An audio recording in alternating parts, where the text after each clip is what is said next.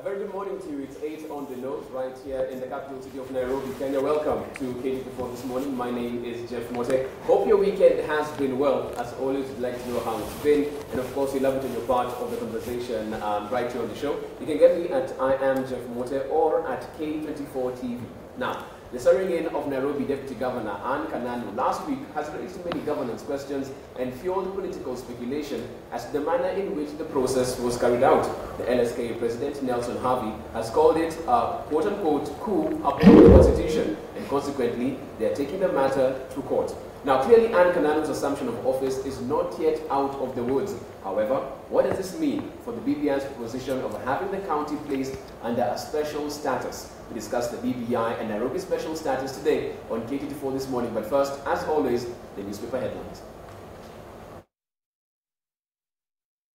Okay, let's see what you're waking up to as you get your copy of your People Daily. That's what we have right there. And scroll right up to see what we have in store. That's the headline you're waking up to today. No winners as Ruto Raila trade bombs. Deputy President says handshake derailing Jubilee development agenda, but blames it on Raila, who on the other hand accused Jubilee of failing to deliver its manifesto, but insists his union with the president is intact, and thanks to it, the country is peaceful. Now this story can be found on page 6 of your People Daily this morning. Also in the PD, as you can see right there, let's go to the top of your paper, front page. Let's go right to the top.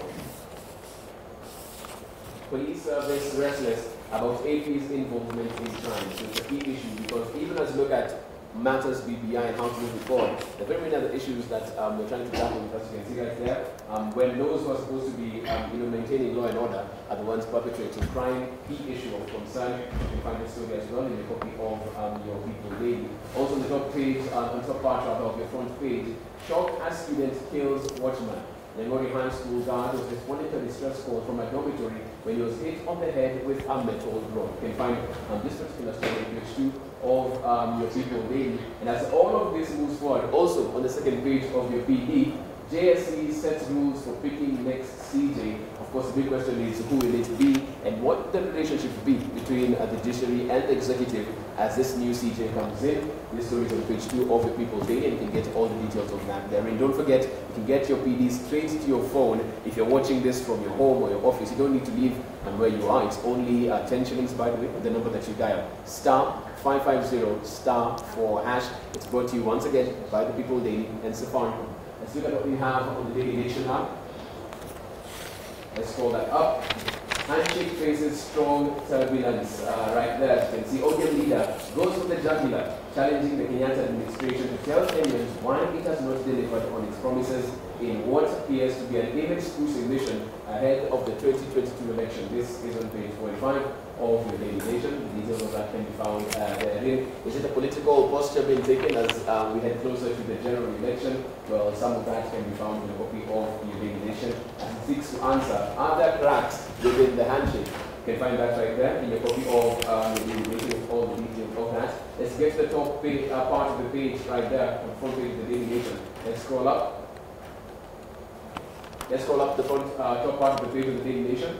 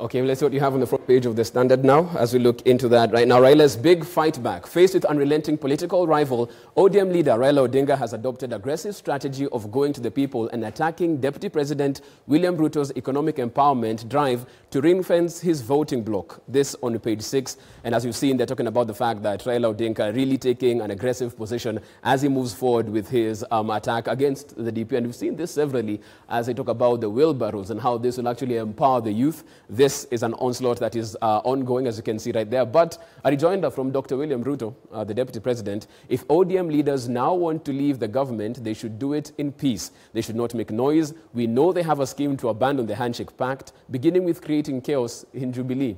True or false? You can find that, of course, in your copy of your Standard with all the details therein. Let's look at what we have on the Star now's front page. Why Uhuru has kept off Mount Kenya BBI push. Advanced team of CSs, PSs, senior officials tasked to market document, as you can see right there. Kenyatta's men say rollout to follow outcome of signature review. I'm still calling it too early for the president to lead that particular popularity push right there. But of course, these particular events fast-forwarded with a letter that was written by Senator Kangata concerning some issues specifically within the Mount Kenya region. And you can find the story on page 4 and 5 of your Star this morning. Quickly, look at the front page of the Business Daily now.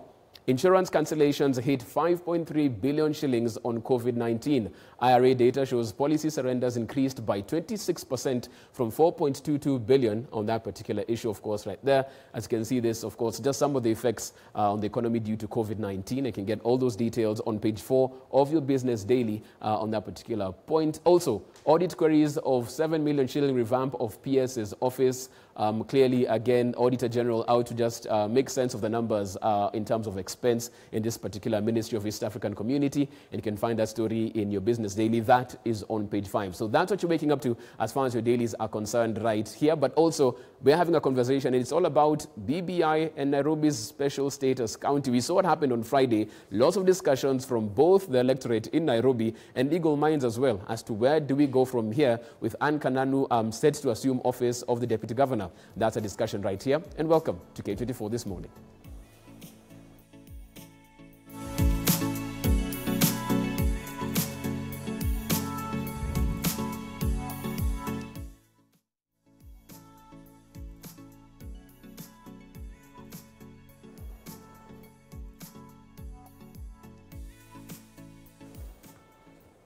Okay, welcome, and that's a discussion we're having right here. We love it when you're part of the conversation. As always, you can get me at I am Jeff Motem or at K24 TV. Now in studio, joined by public policy analyst Arnold Maliba. Good morning. Morning, Jeff. Karibu sana. Asante. Welcome to the show. Thanks so much. Also joined by Jubilee Youth League leader Solomon Kuria. Happy New Year. We haven't met this year. In studio, that is. Yes, we haven't met. Thank you for having me. Karibu sana. I'm happy to be back. Asante sana. Thanks for making time. And Happy New Year too. Asante sana. Okay. We'll also be joined via video link by Jerotich Sei to just jump into this particular discussion. But let's get it right off the bat. Arnold, Friday, mid-morning going to afternoon, everyone was greeted to a very hurried swearing in going on in Nairobi of the Deputy Governor. What did you make of that? It shows for me, every time I've actually seen how the government moves with speed, especially when it wants to deal with an irritant, has actually, for me, proved that government can be efficient if it wants to. We have seen those hurried processes in the past, especially when it's something that is of high priority to them. But going back to what really it stands for and what it really says to the situation and even the status, our situation as a country, is that it's a very sad situation because every rule book was thrown into the situation to ensure that impunity is perpetuated under the cloak and the pretense of probably looking like we are doing something. And I'm really struggling to see how an acting governor will actually appoint a deputy governor as the governor. Mm-hmm. As in everything around that. I know sometimes when we try to bring chaos theory, as we've done it in physics and chemistry, when we try to bring it into political science and administration, you know, those are spheres that are quite non-linear, and therefore sometimes it becomes difficult to apply that. But I saw the force and an attempt to try and bring in elements of chaos theory and to just work around and get away with so much.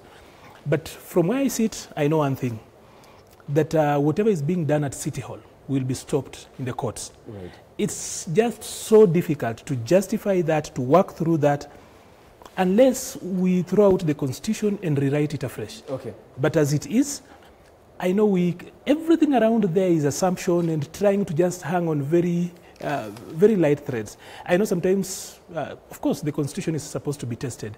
It's merely about 10 years, so we are still testing it and seeing the end of jurisprudence in every law that is actually provided. But I still feel whatever is happening at City Hall is a serious illegality, an act of impunity, and whoever is trying to push that, even if it's to test the law, even if it's to try and get around the law, it's a very dangerous precedent we are setting. And if, you know, you can cheer today because probably you are not Sonko, probably you are not from Nairobi County, but if a similar process is actually copy-pasted into another situation where you are on the receiving end, then I don't think you like it. We are a country of a rule of law. We are a democracy that should respect the rule of law. Solomon, why the rush for this on a Friday afternoon? Everyone was wondering why there was a process that was put in place. We have an acting governor who, by virtue of being in office, we have now 90 days before we get into an election. What was that we're seeing on Friday? Because definitely, any serious Kenyan who cares about the economic status of the country and the process we are in after COVID, we cannot afford to put 500 million to an election in Nairobi. And therefore, when people ask about the rush, then it is the rush to save 500 million that would have been spent for an election. Solomon, let me jump in there. Didn't we think about that as we impeached Sonko? If we didn't want to spend the 500 million, wasn't there another way to make sure we deal with this with him in office then? Saving 500 million is not staying with an incompetent governor in Nairobi. We are going to lose even more. This is the shortcut that we are taking, and it is not illegal, by the way. Kananu was appointed by Sonko when he was legally in office. She has been vetted by the assembly.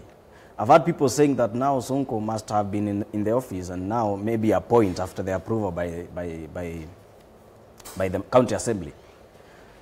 What we have right here is a governor who is already impeached. And therefore, as he says, anyone who is not okay with that, let them go to court and let the Supreme Court on this matter pronounce itself. And you will actually bear me witness that they are going to approve the decision that has been made by the County Assembly of Nairobi. But coming to think of it, we couldn't continue with Sonko. That is number one. Number two, we cannot have an election. We are setting a political mood for the city. We are going to have, chaos everywhere. ODM on this side, no hustler on the other side, and everybody in Nairobi will be saying something about the gubernatorial seat. And I think having Kananu as the governor will save us more money and will give us more peace than going through an electoral process. Okay. I want to bring in Jeretish Say very quickly. Just before we bring in Say, can I just say something kindly?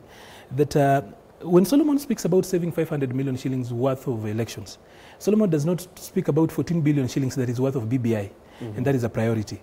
You see, we cannot run around, even as we speak about shortcuts and trying to save money. Why don't we see the same way, the same applied, the same argument around prudence and how you use public service revenues when it comes to the looting we see in other situations? This, for me, does not wash. And however much you look around it, Kananu as a person is excellent. She's come through the processes. As an individual, here, no one has got a problem with Kananu. Everybody has got a problem with the process in which somebody's trying to sneak her in. And we are yet to see the end of this. But it's actually being said that she's only coming in as a caretaker governor so that she appoints another guy as a deputy governor, and then she resigns, and then that guy becomes governor, and then that guy reappoints her as a deputy governor. That is what is this? That is a lot of charade. That is There's a lot of charade. And you see in this country, especially for politics, it's like a cartoon world. Anything is possible, Jeff. So when you hear it being said, they are testing our thinking, and they're also testing the waters. Yeah. Okay, I also want to bring in Jeretish Say on this particular discussion as well. First time she's on the show this year. Jeretish, if you can get me, Happy New Year. Welcome to the show. Thank you. Thank you. Happy New Year. And thanks for making time to be on the show as well. What we're trying to figure out, even at this particular point, after what we saw happen on Friday, where does the buck stop in terms of the blame? Is this the judiciary that was sleeping on the job? Is it the executive that's trying to steamroll its way forward with how Nairobi County will be run? Where do you think we should apportion this particular blame on the process in which this was carried out in getting Deputy Governor Kananu sworn into office on Friday afternoon? Wow, lots of heavy questions. I didn't hear my brothers very clearly, but I know they were talking, or I got a sense that they were talking about the process, the legality of the process of the rapid swearing in of the deputy governor. So, and can you hear me? Can you hear me, Jeff? You're fine. Okay, go right ahead. Thank you. Thank you. What occurs to me is that a few years ago, when the first iteration of the BBI report came out, there was the talk of the removal of county number 47. And I spoke at length about it on social media and on television and so on and so forth. And I say the unconstitutionality of the elimination of devolution as an option for the residents of Nairobi is really a big problem for me. And it has continued because we saw then the introduction, the unconstitutional introduction of the Nairobi Metropolitan Services and the military running effectively a civilian process. And so when I see the swearing in of the deputy governor, this is part of the steady march towards a total control and usurping of the rights, the sovereign rights of the people, the residents of Nairobi. If you think back to the evictions, the Kariobangi evictions last year, in the middle of the COVID pandemic, if you think about motherland slums, if you think about the cartels that control water, that control electricity, our terrible roads, the traffic, Nairobi has become a cartel zone, or has been for a very long time. And this is, for me, part of the process of entrenching confusion and chaos in Nairobi, so that the control of the metropolitan area, which if you look at the boundaries that have been expanded, go into Kajiado, go into Machakos and spread into Kiambu, extending the reach of this geographic space called Nairobi. So this is part of the process of the elimination of county number 47. So this is par for the course. I may not have issues with Deputy Governor Anne Kananu's qualifications. It's not about her qualifications, it's about process. And if you think back also to the nullification of the elections in 2017, it wasn't because there was necessarily rigging or this or that or the other, it was process based. And what this executive that runs roughshod over the citizens of the Republic of Kenya should understand, that no matter how long that arc of the moral universe is, it will bend towards justice. And eventually every single unprocedural, unconstitutional action it takes will catch up with it. I know Okiya Omtata was in court and that was dismissed to stop the swearing in of Anne Kananu. I wonder how you swear in somebody who was not appointed by a governor who has now been impeached. There's so many things wrong with it, but ultimately the sufferers will be the residents of Nairobi. And we need to wake up and understand that if we don't stand up here, it's a slippery slope. Next thing you know, another county will be taken over for various geopolitical reasons. But as I said, this goes back for me to the Northland city and the fact that there's one particular family that is trying to take firm control of the city of Nairobi, of county number 47, and they will do anything in their power via the executive to ensure that we are in chaos as a county. And so I will not be surprised if we see the rapid swearing in of Kananu, despite the fact that there's an acting governor for 60 days. So it's a mess, Jeff, and it is unconstitutional, unprocedural, and par for the course in terms of what the Jubilee government has shown us since 2013. Arnold, is this just, as Jero is saying, a means to an end? We want this county to get into special city status, and we shall make sure that happens by hook or crook, process followed or not. I think it's much bigger than just trying to take over Nairobi, bring it into quote-unquote special status. That special status is simply a takeover of the city by a few people who believe that Nairobi still is the goose that lays golden eggs, and therefore no one wants to trust it to leave it as a public trust. They would rather have control around it. But largely, like she said, I still believe that this is just but the first shots towards bastardizing devolution, because after you've taken over Nairobi, which in and of itself is actually the biggest county by economy, what then stops you from taking over Kilifi, for example, for their call? What stops you from then playing around games? And there are always reasons. If you can actually mess around the processes to ensure that then election means nothing, that the will of the people. And you know, when I hear guys say that we couldn't continue with Sonko, as in, Jubilee is full of Sonkos. As in, Sonko is just a representative sample of the other Sonkolets that are in that place. So probably they should do away with themselves rather than say that we couldn't go on with Sonko. We see a lot of those games and a lot of Sonkoism. The whole state, as in, there is nothing that Sonko does that the national government does not do, and we know who is the national government leader. Mm-hmm. You have got a Sonko rescue team. The national government has turned NYS into their Sonko rescue team. Now the military has been turned into a Sonko rescue team of sorts. It fits everywhere. It is doing everything. So literally you can't say that Sonko is, we really couldn't go on with Sonko. But this for me is an attack on devolution. Now governors are so worried. A governor can't talk. Everyone is so careful. So for every county that has got resources, or rather has got potential of actually turning gold, then it means a similar script would be used. You see, it is so good. Let us assume that Sonko is not a good man.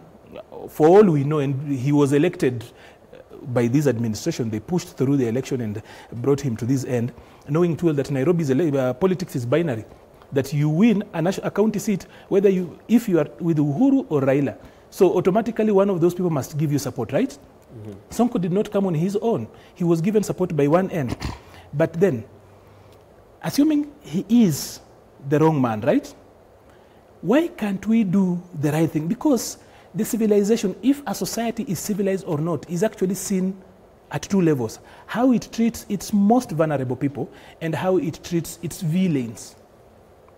How you treat the worst people in society and how you treat the most vulnerable actually says so much about who you are as a society. So I still feel if the process is wrong, even if the intention is gold, you remember the Supreme Court dismissed the elections, the presidential elections, because the process had a problem. Okay. So even if they're trying to do the right thing, if the process is wrong, as in we will still end up at the same place. So whatever they do around there, whatever mischief they are trying to play or whatever wrong they are trying to solve, they must follow the law.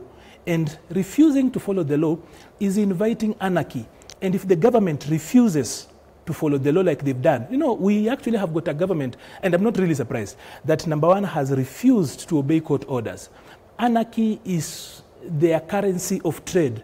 Now you see children in school doing the same, and we are acting surprised.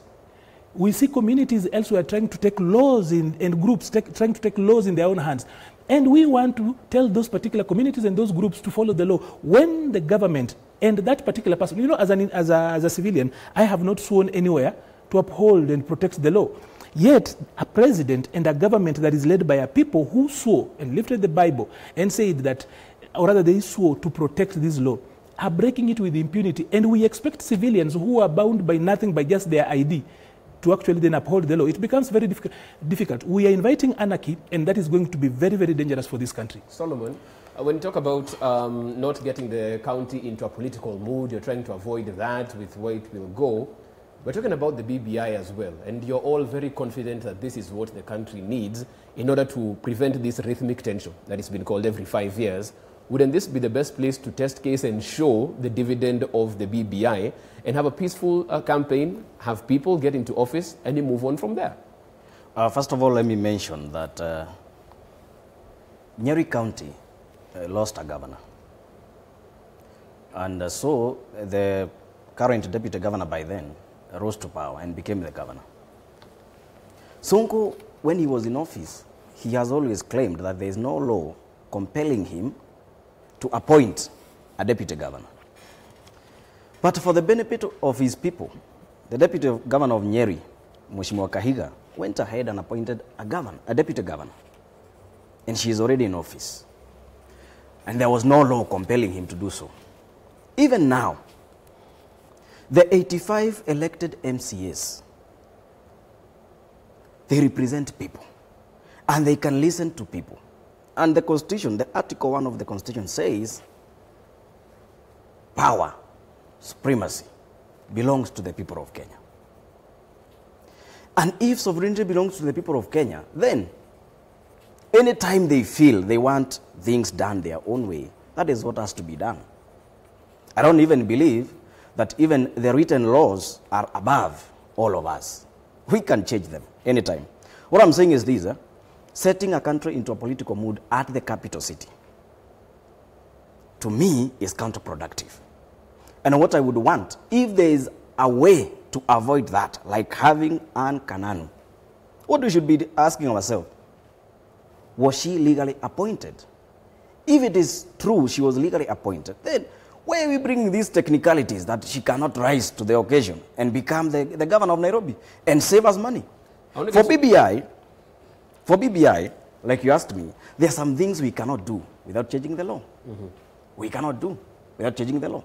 Like having the office of the official leader of opposition. No, but that has nothing to do with this, because when you talk about national ethos, the things that would make an election divisive in Nairobi County, it has nothing to do with the leader of opposition and all of that. Right here, the things that would affect a county in terms of it being divisive, that can be implemented. Yet, we're talking about a referendum to solve that. If I'm a serious Kenyan, I would even go to court and ask the IEBC and the president and everyone else, why are you conducting an election when we already have an appointed deputy governor here? And the only issue is her vetting, which has been stopped by a court process. But again, the person who had petitioned her appointment withdrew the petition. So why are you going ahead and having an election? And already here, the ousted governor left, but before he left, he appointed someone as the deputy governor. Why shouldn't we go ahead and appoint this one and become? It would have been an issue if we didn't have an appointed deputy governor. But now we have. Why do we have an election? Let's get into the break, that particular point, and I come back, I'll get Jero's reaction to this as well and look at your feedback. You can get me at I am Jeff Mote or at K24 TV. It's all about the BBI and the special status of Nairobi County. Where do we take it from here, of course, after the happenings of Friday afternoon? This and more after the break. This is K24 This Morning.